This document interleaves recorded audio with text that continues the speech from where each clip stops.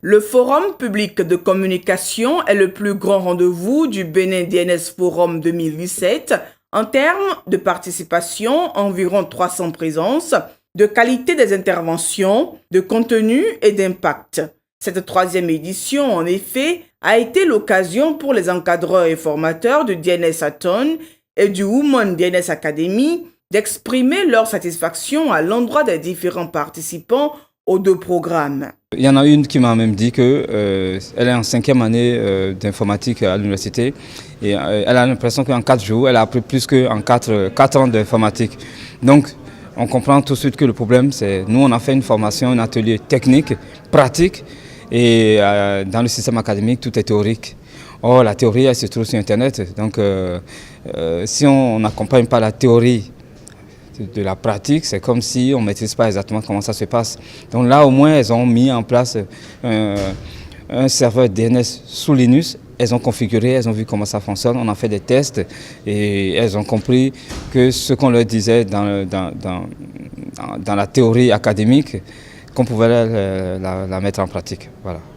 Je pourrais dire que l'objectif a été pleinement atteint du point de vue participation, du point de vue même résultat technique qui a été obtenu, puisqu'on a pu mettre en place une racine alternative, enfin notre propre racine, on a pu mettre en place des registres, 2 registres en l'occurrence, on a pu mettre en place des registrars. Dans les registrars, leur rôle en fait c'est de vendre, c'est eux qui vendent beaucoup plus, enfin c'est eux que monsieur tout le monde interagit avec pour acheter les domaines.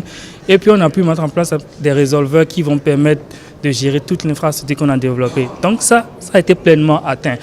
Maintenant, du point de vue de la participation, je pense que c'est la partie la plus importante.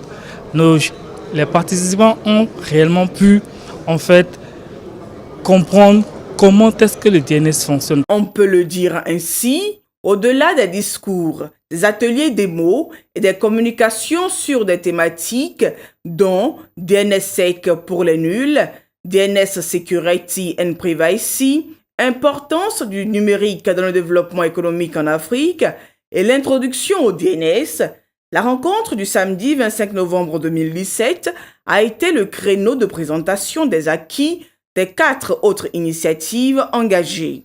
L'étude de la qualité du service DNS au Bénin, par exemple, a mis à nu certaines imperfections du point BJ.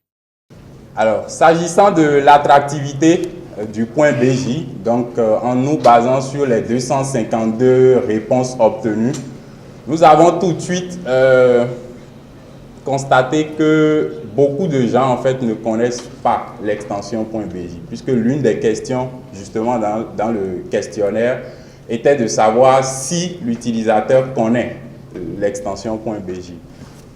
Environ 82% des utilisateurs nous ont dit qu'ils ne connaissent pas l'extension .bj. Alors, possédez-vous un nom de domaine en .bj? Bien sûr, hein, cela va de soi. Si beaucoup ne connaissent pas, c'est normal que beaucoup ne possèdent pas justement de nom de domaine .bj. D'accord? Par contre, est-ce qu'ils possèdent un nom de domaine d'une autre extension? Un peu plus de 67% ont répondu oui. Ça veut dire certainement que, comme mes prédécesseurs l'ont expliqué tout à l'heure, les raisons peuvent être nombreuses, hein. Soit parce que la facilité d'accès est offerte au niveau d'autres types de domaines par rapport